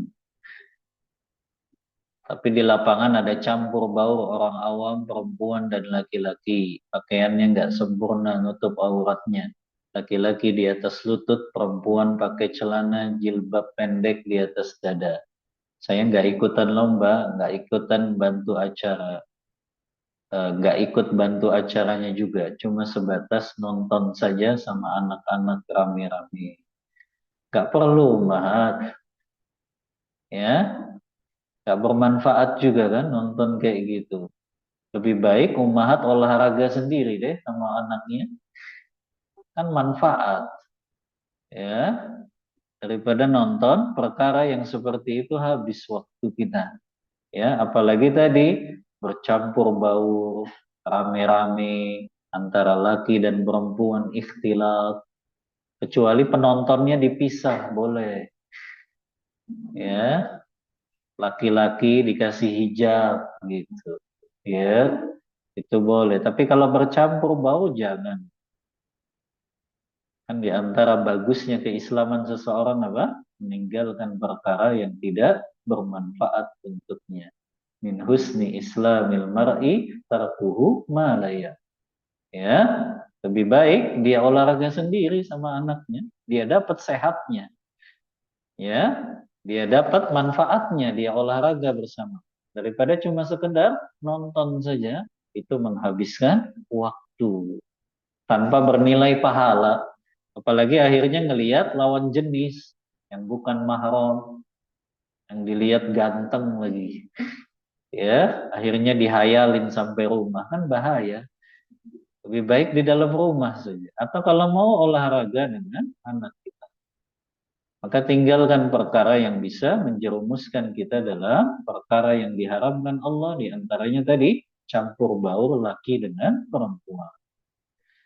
Allahu ta'ala a'lam bis. Apabila manusia berdusta ketika sudah balik, zaman masih sekolah atau sering dusta sampai dengan sekarang, bagaimana cara taubatnya? Apakah harus memberitahu kepada orang yang pernah kita bohongi? Misalnya sewaktu SMA pernah bohong kepada orang tua, tidak berangkat les. Apakah harus jujur kepada mereka bahwa saat itu saya bohong? Apakah setiap bohong harus diberitahukan? Ya, yang pertama, kalau memang kebohongan itu tidak memudorotkan saudara muslim atau muslimah kita, maka nggak perlu kita menjelaskan kebohongan itu. Kecuali orang yang kita bohongi itu mendapatkan pemudorotan dari perkara yang kita bohongi. Misalnya, dulu ummahat mungkin pernah beli makanan di kantin, ngambilnya 5, bilangnya 1. Nah, itu kan bohong, tapi datengin apa? Mudorot.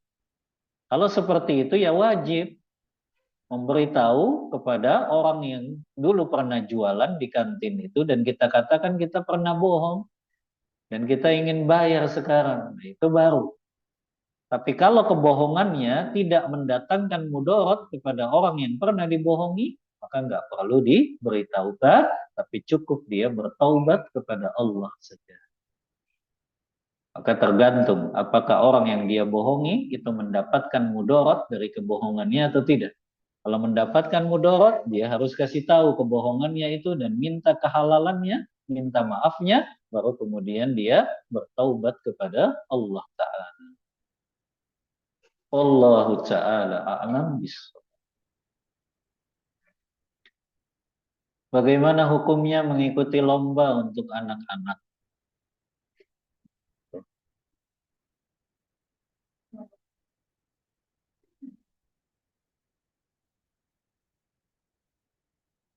Bagaimana hukumnya mengikuti lomba untuk anak-anak? Qadarullah sudah daftar dan baru diberikan informasi bahwa ada iuran. Ketika dikonfirmasi kembali, nanti setelah lomba ada makan-makan bersama. Bagaimana Ustadz baiknya? Ya, ini harusnya kajiannya Ustadz Erwan nih. Ya, jadi kajian tahu. Ya, iya, yang pertama, Ummahat, lomba itu kan hukum asalnya boleh kalau memenuhi syarat-syarat. Yang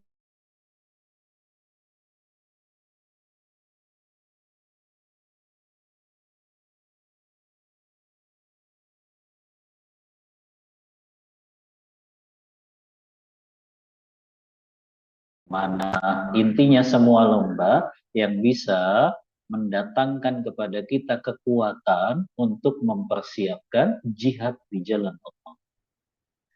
Sebetulnya lomba yang disyariatkan yang seperti itu, Mah. Ya. Yang kedua, di dalam lomba tersebut tidak bertentangan dengan aturan syariat. Pakaiannya menutup aurat, tidak berdandan, laki-laki seperti perempuan, perempuan seperti laki-laki. Ini kan yang banyak. Kalau itu sudah terjadi, haram hukumnya. Yang ketiga, hadiah itu bukan diambil dari peserta lomba. Tapi hadiah itu boleh dari pemerintah, sponsor, atau donatur khusus yang dia nggak ikut lomba. Kalau memang hadiah itu datangnya dari iuran peserta lomba, maka ini haram hukumnya dan ada unsur perjudiannya. Sering dijelaskan mungkin ya sama asatizah, hakikat judi itu apabila ada satu pihak yang meraih keuntungan sementara pihak lain mengalami kerugian, maka itulah hakikat perjudian. Maka kalau ternyata ada iuran dan iuran tersebut ternyata dibelikan hadiah, maka sampaikan saja kalau gitu anak saya nggak jadi ya ikut lombanya. Kecuali semua yang ikut lomba dikasih hadiah. Tapi kalau hanya pemenangnya saja yang dapat hadiah, maka itu ada unsur apa? Perjudian. Karena hadiahnya dibeli dari apa? Uang iuran peserta lombanya. Ya, bagaimana baiknya ya tadi, kalau memang ternyata yang dapat hadiah pemenangnya saja, sudah anaknya nggak usah ikut lomba. Ya, ummahat adain lomba sendiri aja keluarga. Ya, yang hadiahnya sponsornya bapak dan ibunya. Ya, kan lebih aman. Ya, bagaimana baiknya ya tadi ya, lebih baik dihindari umah. Ya, yang seperti itu. Adapun makan-makannya nggak masalah kalau makan-makannya. Kalau untuk makan-makannya nggak masalah. Ya, ummahat nyumbang uang pun untuk makan-makan bersama tetangga yang di situ nggak ada ritual-ritual ibadah ya boleh saja. Namanya juga cuma makan-makan saja perkara yang memang diperbolehkan. Selama tidak ada pelanggaran syariat di dalamnya. Misalnya di dalamnya ternyata makan-makan itu diedarkan bir bintang, nggak boleh baru. Ya, selama makanannya makanan yang halal dan laki-laki dan perempuannya juga tidak ikhtilat, maka diperbolehkan untuk makan-makan bersama. Allahu ta'ala a'lam bissawab. Izin bertanya Ustaz, kalimat tauriyah itu sama dengan istilah whitelist. Apa itu whitelist?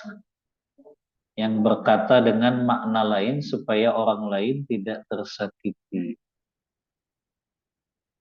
Bukan. Kalau itu kan tidak mengancam jiwa dan ya nyawanya. Ini tauriyah hanya boleh dilakukan saat kita terancam jiwanya atau orang lain terancam jiwanya. Kalau whitelist itu mungkin bisa diucapkan kapanpun ketika kita berbicara dengan orang supaya nggak menyakiti orang tersebut. Jadi nggak bisa, ya. Itu disamakan dengan tauriyah karena tauriyah hanya boleh digunakan untuk perkara-perkara yang bisa membinasakan, mengancam jiwa orang tersebut. Wallahu a'lam bishawab.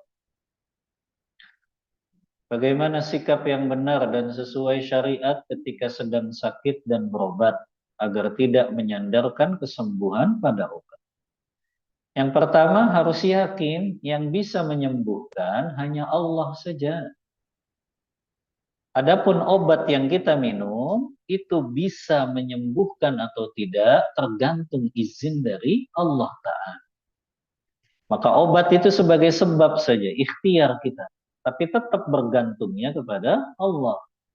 Maka nggak boleh bergantung kepada obat-obat tertentu. Oh, kalau saya minum obat ini biasanya sembuh. Nggak boleh. Karena tetap kita bergantungnya Allah yang menyembuhkan, bukan karena sebab obat tersebut.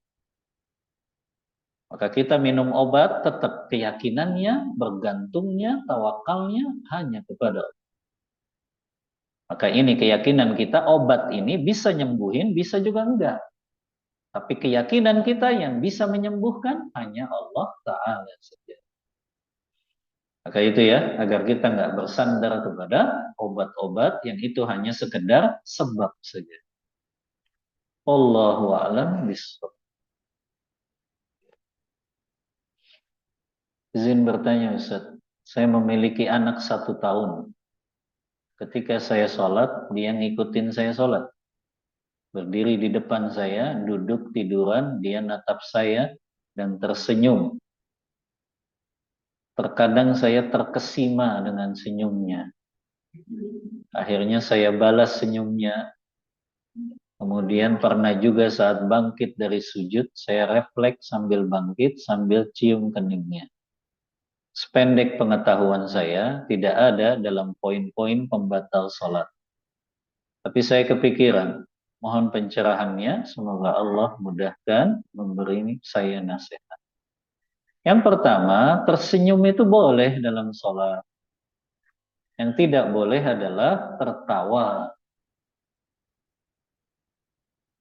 Karena tertawa itu ulama sepakat membatalkan sholat. Adapun tersenyum saja ya boleh.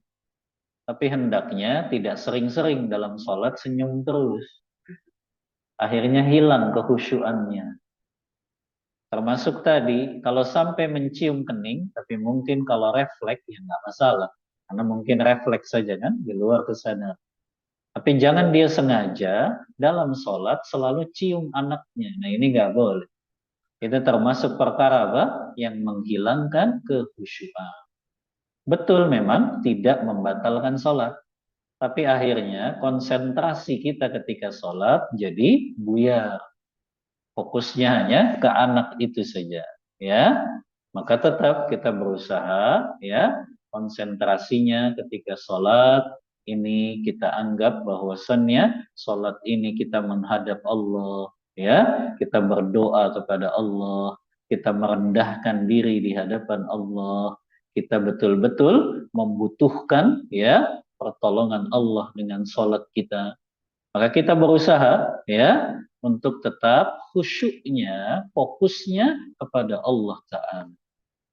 Makanya itu kan, orang yang sudah sampai derajat ihsan, ketika dia sholat, dia betul-betul menghadirkan dalam hati dan jiwanya, Allah itu ada di hadapannya. Kan itu orang yang sudah sampai derajat ihsan. Kalau dia sudah sampai derajat ini, ya dia akan berusaha apa? Fokus. Ummahat coba, kalau misalnya ya ummahat kerja di suatu tempat dan dilihat ada CCTV-nya. Orang kalau sudah ngelihat CCTV kan pasti beda itu cara kerjanya. Ya. Maka coba orang sholat dia betul-betul ya meyakini seolah-olah Allah ada di hadapannya, untuk beda cara dia melaksanakan sholatnya.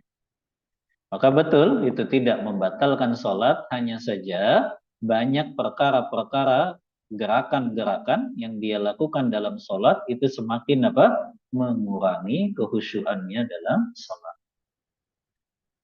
Wallahu ta'ala a'lam bishawab. Ustaz, apa yang harus dilakukan jika dapat undangan walimatus safar? Safar apa ini? Umrah. Ya. Walimah safar, wallahu a'lam ya. Kalau di situ hanya sekedar makan-makan saja, nggak masalah kita datang. Kalau cuma sekedar makan-makan saja. Yang jadi masalah kalau di situ ada ritual ibadah khususnya. Nah, itu yang jadi masalah. Tapi kalau kita dapat undangan seperti itu, maka hendaknya datangnya tidak pas ritual ibadahnya. Datangnya pas makan-makannya aja, Mbak. Atau sebelum itu gitu. Sebelum acara itu kita sudah datang gitu. Sampaikan afwan ya, karena nggak bisa ikut nanti rame-ramenya, tapi anak doakan saja semoga dimudahkan dalam safar umrohnya, safar hajinya. Jadi tetap kita berusaha memenuhi undangan tetangga, kerabat, sahabat yang dia ngundang walimatus safar, tapi tinggal disiasati saja. Ya, yang penting di situ kita tidak ikut ritual-ritual yang tidak ada tuntunannya. Allahu a'lam bishawab. Bismillah, bagaimana kalau dalam acara makan-makan 17-an disetel musik? Ahsannya bagaimana Ustaz? asalnya di take away aja makannya. Ya, dibawa pulang boleh nggak makannya? Ya, afwan ya, saya izin ya, saya makannya di rumah aja, gitu. Ya, daripada dengar-dengar musik, gitu ya. Kecuali ummahat ya, kalau nggak di situ akan menimbulkan fitnah, yang ummahat harus pakai headset berarti untuk tidak mendengarkan musiknya. Karena tetap aja ya, kalau orang itu tetap di situ ya dia akan terkena itu dengan fitnah musik tersebut. Maka kalau memang bisa dia izin pamit, saya ambil makanannya tapi saya izin pulang duluan. Tapi kalau khawatir nanti timbul fitnah, ya seolah-olah kita tidak menghormati, memuliakan mereka, maka tadi berarti tetap duduk di situ tapi dengan menggunakan headset. Tapi yang lebih utama ditinggalkan, karena majelis yang di dalamnya di situ ada kemaksiatan, kita takut bisa saja Allah turunkan azab di majelis yang seperti itu. Dan kita tidak boleh duduk di tempat yang di situ diselenggarakan kemaksiatan di dalam. Wallahu ta'ala a'lam bishawab. Selesai ya? Tidak ada pertanyaan lagi.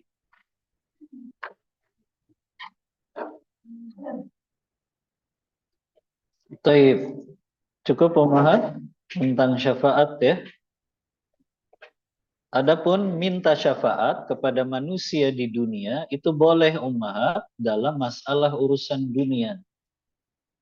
Maksudnya gimana? Syafaat misalnya ada orang minta bantuan kepada kita nggak bisa bantu, maka kita rekomendasikan, Fulan, kamu kan orang yang berkelebihan harta, bantu tuh si Fulan yang sedang kesusahan. Nah itu namanya syafaat kepada manusia, tapi di dunia saja, dalam urusan dunia. Itu dibolehkan. Sebagaimana firman Allah dalam surah An-Nisa ayat 85, "May yashfa' syafa'atan hasanatan yakul lahu nasibum minha wa may yashfa' syafa'atan sayyi'atan yakul lahu kiflun minha." Siapa yang memberikan syafaat yang baik di dunia, dia memperoleh pahala.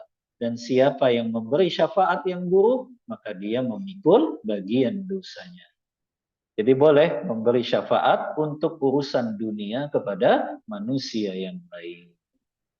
Wallahu ta'ala a'lam bissawab. Untuk kajian tentang syafaat kita cukupkan. Mohon maaf bila ada kata-kata yang kurang berkenan di hati ummahat semuanya. Wassallallahu ala nabiyyina Muhammadin wa ala alihi wa sahbihi wasallam. Kita tutup kajian kita membaca doa kafaratul majlis. Subhanakallahumma bihamdika asyhadu an la ilaha illa anta astaghfiruka wa atubu ilaik. Walhamdulillahi rabbil alamin. Wassalamualaikum warahmatullahi wabarakatuh.